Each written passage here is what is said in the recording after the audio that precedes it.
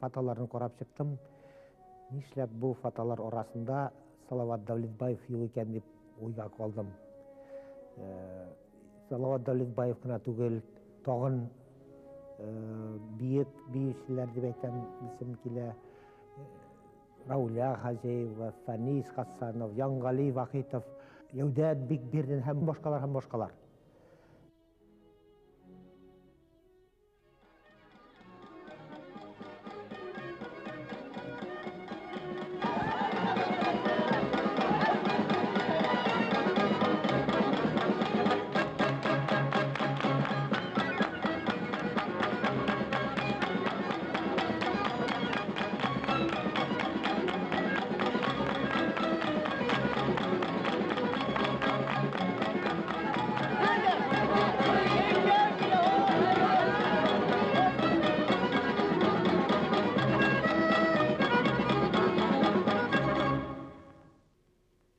Салават Дәулетбаев 70-80 елдарда бұл исемді Башқұртстанда білмәгән кеше һирәк булгандыр.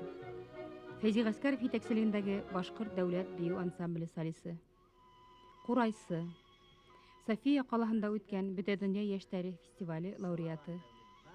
Атаҡлы биеүсебеҙ Рәшиҙә Туйсина Заһиҙәһе менән Бөтәдөньяны урап сыҡһа, Салауат Дәүлетбаев уға ҡурай уйнаны.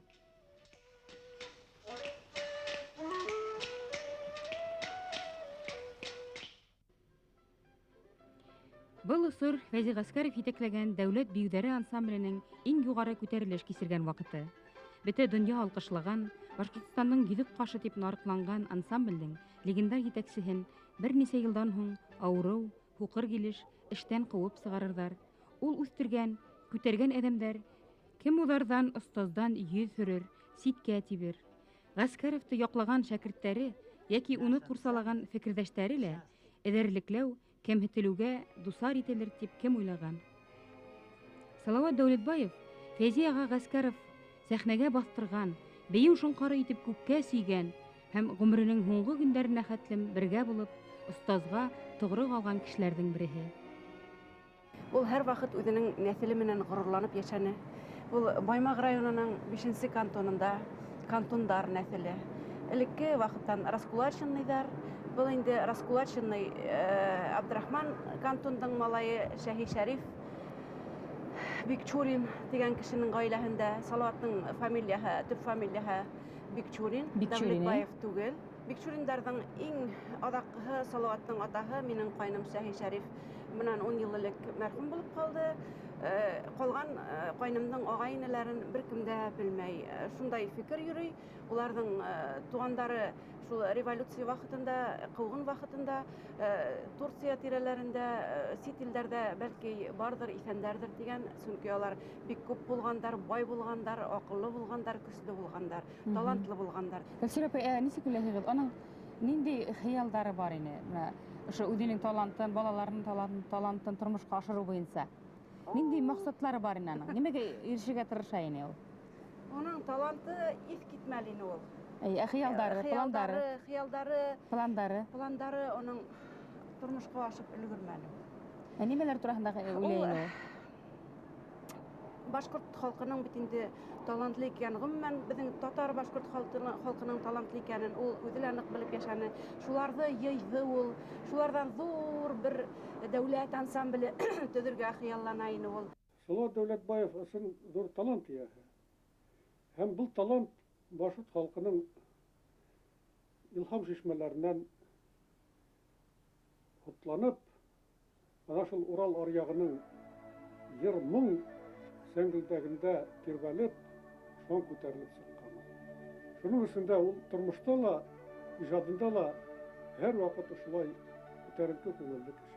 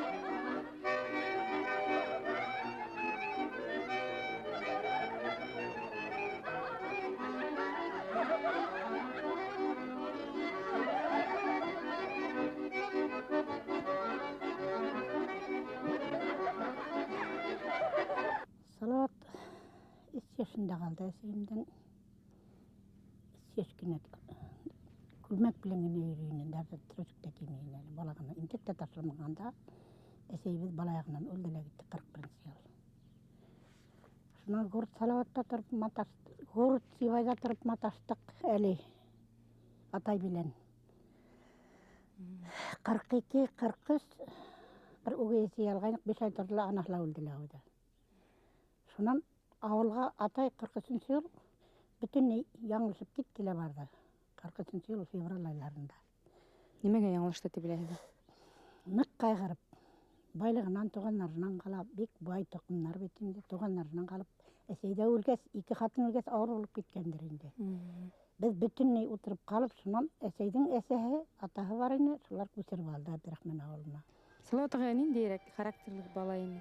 Нендей қалақлары бар ені? Ол бек ойырым қортата ейте тұрғанын. Бұл малайды хел көрігерінде нендей малай болар екен бұл. Мұның көзі яман, нендей малай болар екен. Хел көрігерінде деп қортатай әлі бұданы ваниманды білмейбіз. Қортатай солай деп ейтіп олтырайыны.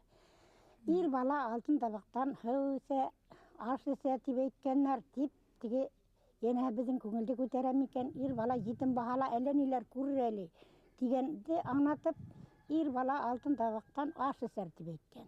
Деп бик оратып тұраларыны. Қортатайғы бұл келесек юраған енді бары бар. Әйе, олар бик нық мұлалар ені, тоқтап тұрманлар дин тұтудан. Ғайып тауқынлар. Мүжәуір, Мансыраулы Мүжәуір хәзіреттің туғанлар ені. Оқуқатып кетті бит ол.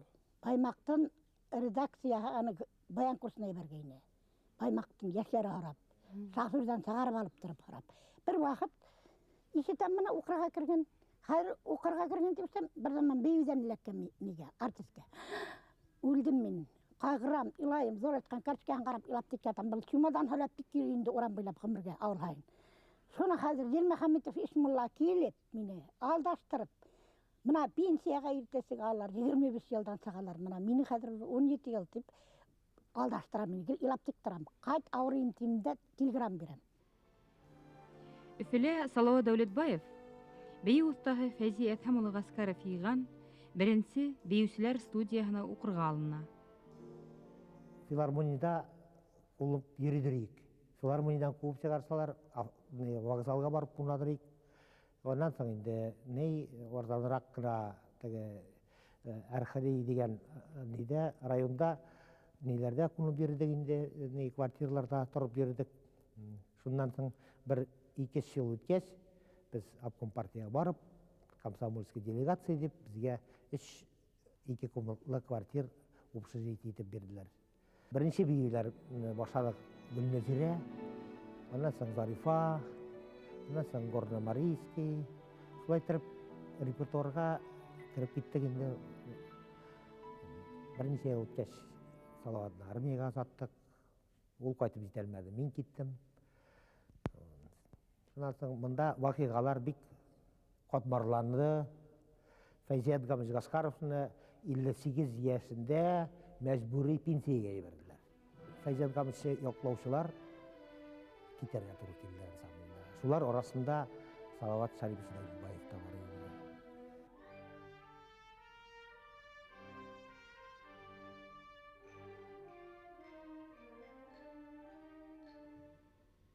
Салауат Дәулетбаев Мәләуиз қалаһына юллама. Тиздән Нүгеш ынйылары дип аталган фольклор төркемде һәм үзенең гаилә ансамблен оештыра.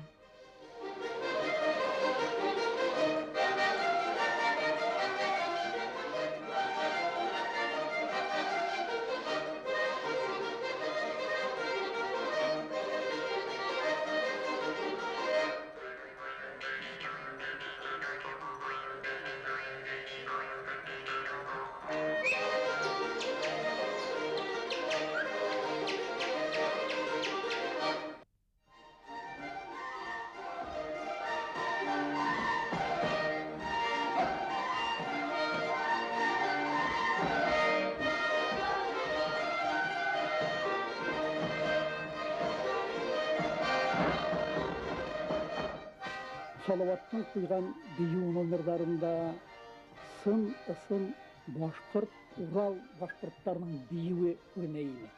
ул бер вакытта ла шул башкорт биюенә ниндидер икенче төрле өстәмә нәрсәләр кертүне бик аны якламаны. Күптәр инде төрле фикерләр эшләп, төрле әйләнүләр эшләп, башкорт биюен шулай итеп байтырга теләгәннәр иде. Менә бында инде мин уйлайм, уга үзенең тәрбияһе моңа тәһир иткәндер дип. Уйлайм, даже геналар да анда утыралар дип, менә шулар да уңа тәһир иткәндер. Бигрәк тә ул Фәйзи Әдһәм улы Гаскаровтың шәкерте буларак, уның зур йогынтысын алган, уның шәкерте буларак, уның усылдары белән эшләп, менә бу яктан башкорт биюен бозмай иде. Салават Дәүләтбаевтың гаилә ансамбле Башкортстанда гына түгел, бөтә Советтар Союзында яңа күренеш булгангамы? Был ансамбль турында видеофильм Вильнюста булып үткән Бөтә Союз фестивалендә лауреат исемен алып кайта. Салават Дәүләтбаевтың гаилә ансамбле бик күп район калаларда, берничә мәртәбә Мәскәүдә, Якутстанда, Башкортстанның мәдәни биҙәге буларак сығыш яһай.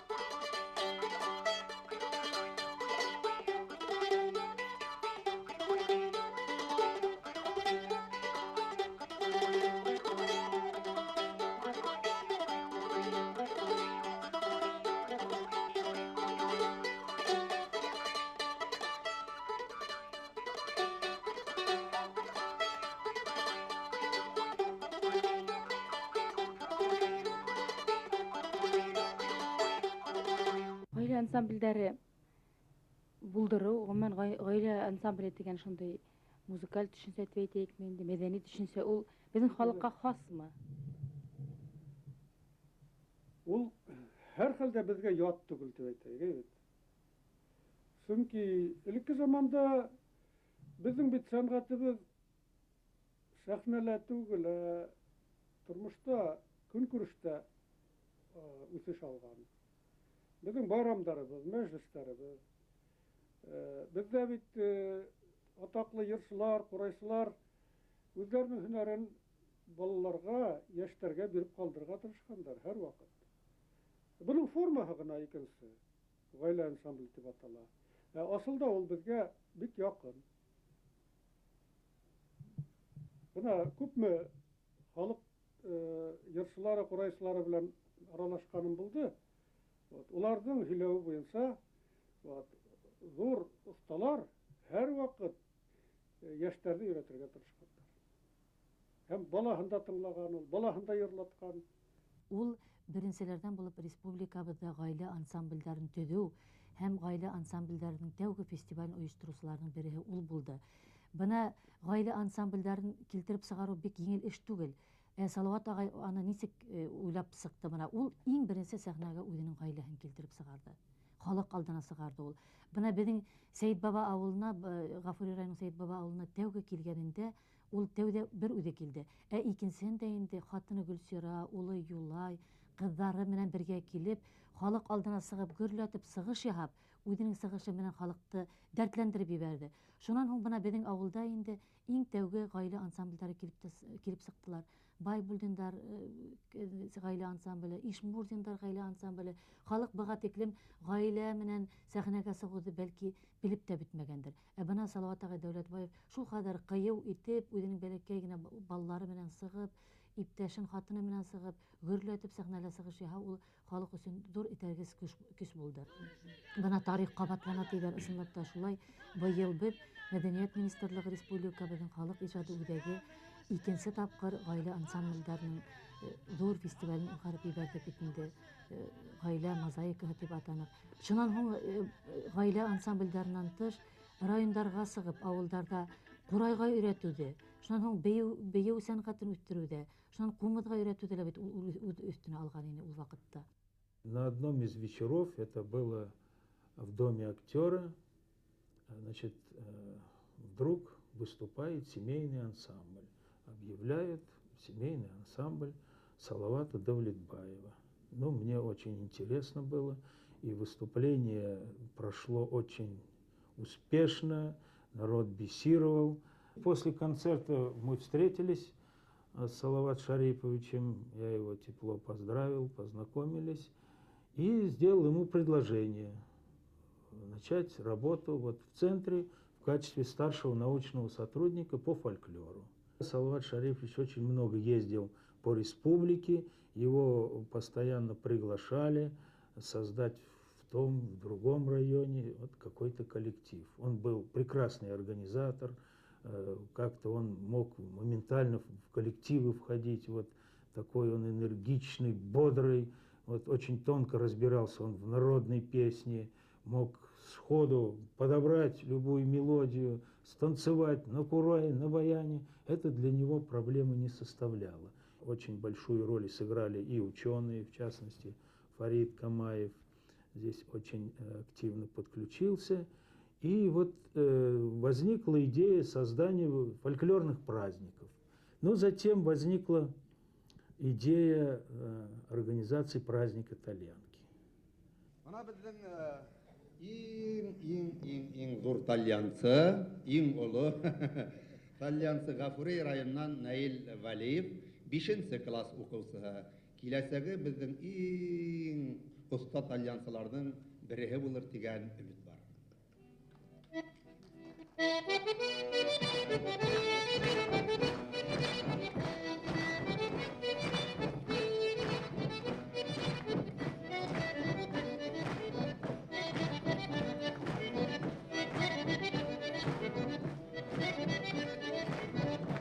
Ошо зур байрамды әзерләгәндә Салават Дәүләтбаев, Фәтих ага Ихсановтар, улар Өфөлә ятып кына әзерләмәделәр ул байрамды. Өфөлә генә сакырып ятмадылар. Райондарга, калаларга, авылдарга, иң төпкел бәләкәй генә авылдарга сыгып, шул авылдарда йырга, моңга әвәс булган кешеләрне карап, һайлап алып, уларның кайберләрен сәхнәгә яңадан өр-яңадан бастырырга өйрәтеп, кешеләр арасына сыгырга өйрәтеп, үзләре әзерләп, гына ошо байрамды авылдарда әзерләп, башкалабызга алып килеп, зур сәхнәдә күрсәттеләр.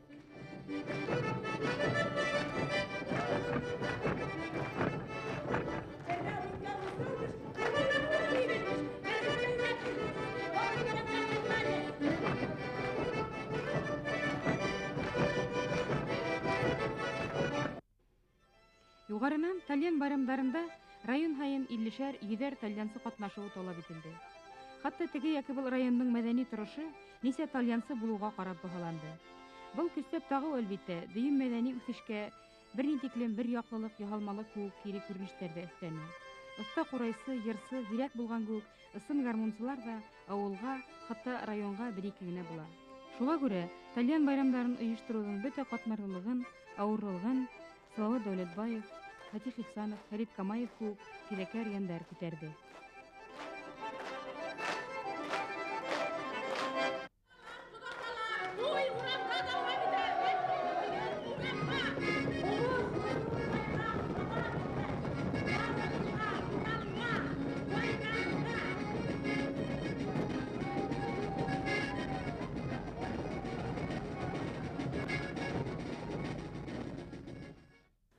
Я вот как сейчас помню, Давлетбаев стоял в толпе людей. Толпа людей была из артистов. Более 300-400 человек, самодеятельных артистов, приехали из самой глубин нашей Башкирии. И он стоял в центре. И все, понимаете, тянулись к нему как светило. Он как огромное светило излучал энергию. И люди тянулись к нему. Причем он работал без мегафона, на открытом воздухе. И все его слушали и внимали каждому ему слову. Вы сейчас найдете такого руководителя, которого будет слушать? Я не уверена. Если у нас есть незаменимые люди, то Давлетбаев незаменимый человек в этом отношении. Он прекрасный организатор. А как он, понимаете, как он учил народ? Вот я помню, приехали в какую-то деревню под Мелеузом, по-моему, или под Учелами. Днем приехали всего несколько человек, умели играть на курае.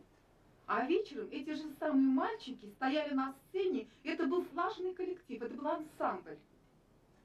Понимаете, как мог человек за несколько часов репетиций сделать коллектив? Это просто уникальные были способности у него. Любил страшно вот, свое дело. Он любил очень патриот великий башкирской народной песни, музыки.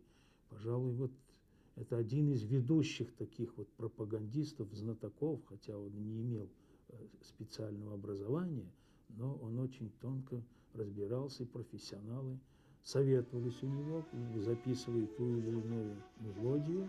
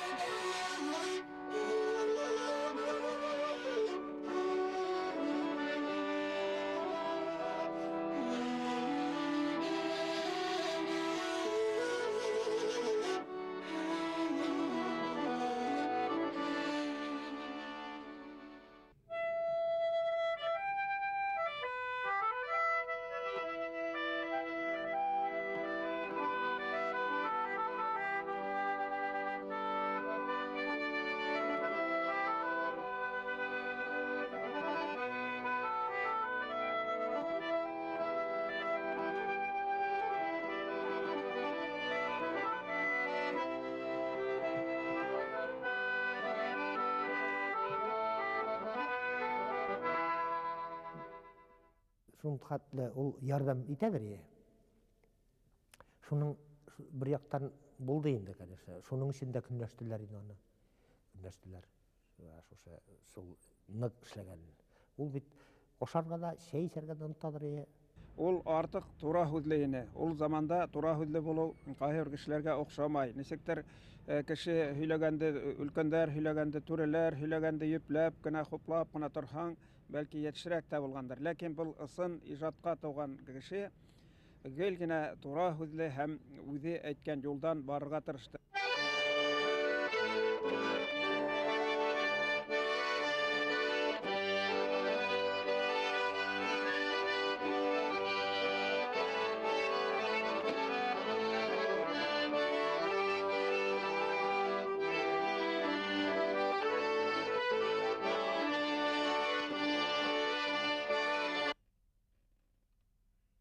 Әмма Башкортстанда яшәгән милләтләрнең иҗадын тергедүгә зур көч салган халык иҗады ындилары, Тальян байрамнары оештырган Салават Дәүләтбаевты, остазы Фәйзи Гаскаровтың гомерен кыйраткан кара язмыш хагалай. Көндәрнең бер көнендә Салават Дәүләтбаев эштән бушатыла. Әллә нисә кешегә йетерлек эш тәҗрибәһе туплаган, гомеренең 50 өсте ил күрке сагында ул бер кайда да кирәкмәгән, хатта камасаулаган кеше булып сыга. Талантлы оештыручы, һәләтле музыкант, 3 бала атаһы урамда кала.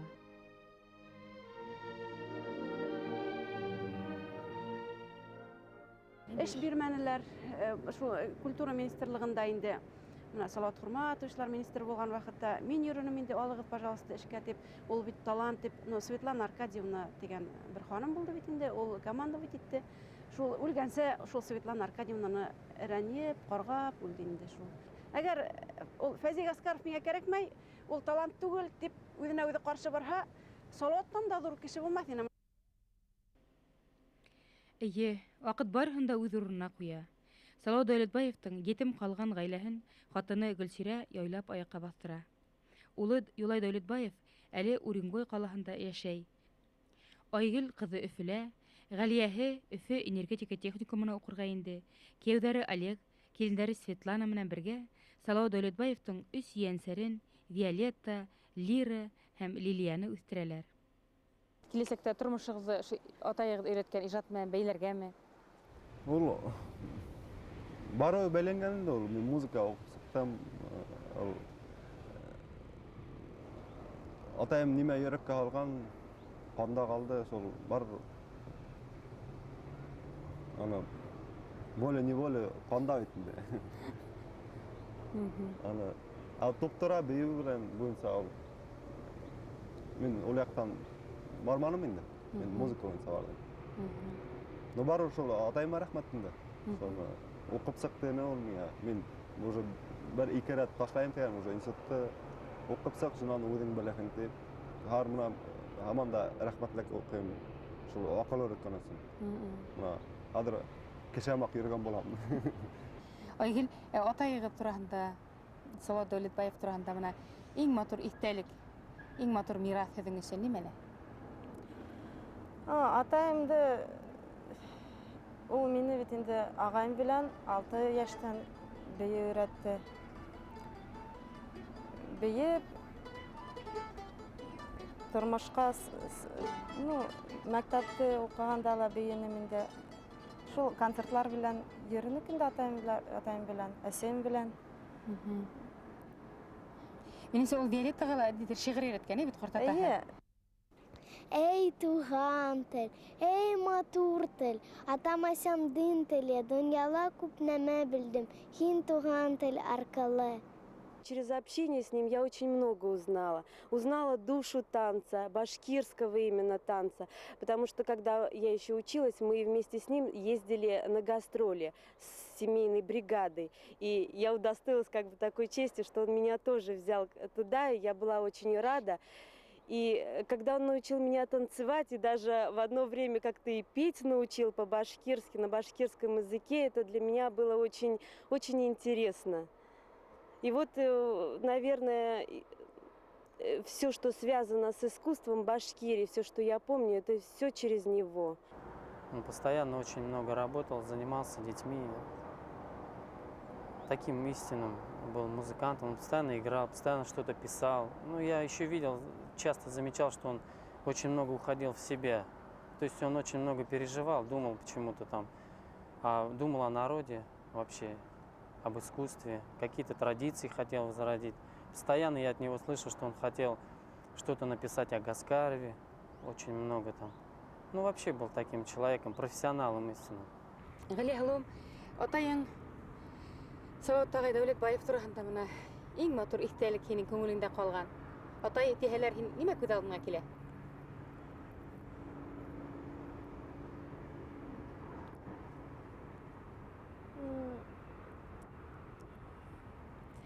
Biz мына Ырымбур өлкәһендә йөргәндә, без атайым инде миңә биюләр куя ине, мин бии инем, йырлай инем. Шунда өйдә ултырганда миңә татар, урыс биюләрен өйрәтә ине.